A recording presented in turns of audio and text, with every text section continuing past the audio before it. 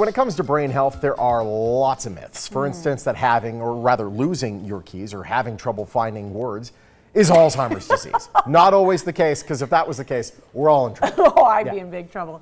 Today kicks off Brain Health Awareness Week, as a matter of fact. And in honor of it, we've brought in Dr. Aaron Ritter from the Cleveland Clinic, Nevada. What an honor to have you here. Thanks for having me. Yeah, you're going to debunk some myths today and shed some light and maybe give us some brain tips. Let's do it. Because Sean and I could use a little tune-up. Yeah, well, we could use a couple hours more sleep probably after this weekend. We have true and false paddles. We'll be using these as well. Okay, all right. Sounds good. All right. Okay. So let's start. Some myths that you're going to bring out. You try to figure out. Let's get started with this first myth. Tips for before we can get into that. Yep. Tips that you have for keeping our brain healthy. Okay. So the best tip, and this is consistently reported in the literature, is exercise. Cardiovascular exercise. There's a new study that showed the older you get, the more helpful exercise is for your brain. And we're talking about exercise that pumps blood to your brain. So get your heart rate up. That's the best tip. What's the best exercise to do? I think some exercises that we think we're doing maybe aren't getting the blood pumping as well as other ones. So there isn't a specific type of exercise, the amount of time that you do, and how high your heart rate gets. Gotcha. So take 200 minus your age, and that's your goal for your heart rate for your exercise. And we try to shoot for two hours a week of exercise. That's the key, sorry. That's so interesting. So 200 minus your age, that should be your target heart rate while you exercise. Well, that's 180, I mean, that's going to be tough to reach, but I'm sure going to try. Okay. All right. Was that for me? No, that was for me. I was saying I was, never mind. Whatever. Okay, so we have some questions that we're going to put up. Prompter, if you can, please. We'll put those up. Oh, you have them. You have the questions. He has them in his head. Oh, do we have questions? Questions? I guess we have them in my head. Okay. There we go. Okay. So the first question is, are there any supplements that have been shown to improve cognitive performance?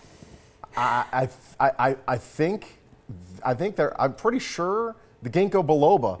I thought I heard in the ads. Sean, I can't see your. True. It's actually false. Yes! So the FDA recently is cracking down on a number of supplement companies. There's no supplements that ever have been shown to improve cognitive performance.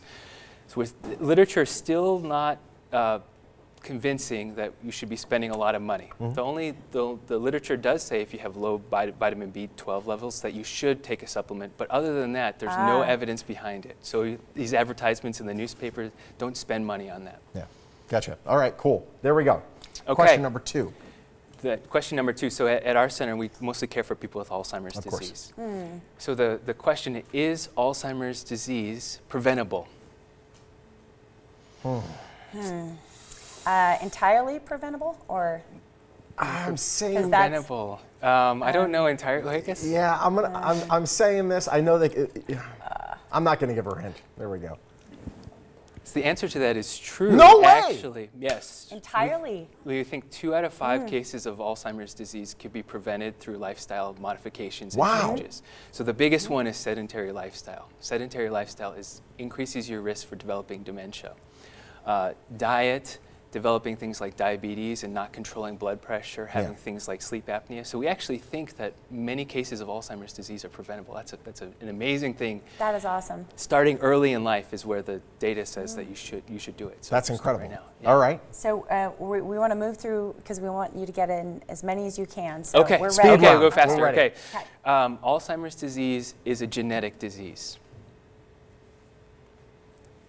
False and true. So we'll split the difference between the two.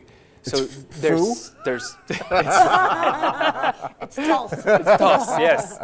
So there is a genetic component, but it's only a small percentage of our risk.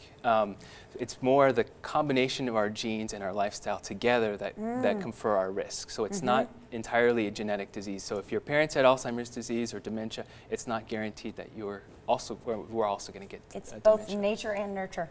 Then, exactly. in a sense. We're so interesting. Running out of time. Want to mention this Power of Love Gala that's coming up. Yes. Oh, absolutely. So the Power of Love Gala, we have it every year. It's on Saturday night starting at 5 o'clock at the MGM. It's a great event to support our operations here in Nevada. We couldn't do this without the Power of Love Gala. It's a great time, but it also supports as well. Yeah, Lionel Richie is going to be there. Whoa! Yeah. Lionel. You got Lionel. Hello. You know, I'm sad we've run out of time because I found this so interesting, and I know you had some tips to share about brain health. Can we send our viewers somewhere to your website? You're such a great resource. Absolutely. We have an amazing website. It's for people of all ages, not just people with dementia. www.brainhealth.org. Awesome. Or I'm sorry, healthybrains.org. We changed it. It's a great website. Gives you the pillars of brain health, how to prevent dementia. Dr. Great having you. Excellent. Thanks for having me. Thank you so much. Thank Yeah, I you learned so a lot much. today. I had no idea what was going on. Cleveland Clinic, True. Nevada, and Lou Rubo Center for Brain Health is right next downtown. You know where it is, right next to the Smith Center and the outlets. You can get more information on the website or call the number you see on your screen. Big event this weekend. We'll be back.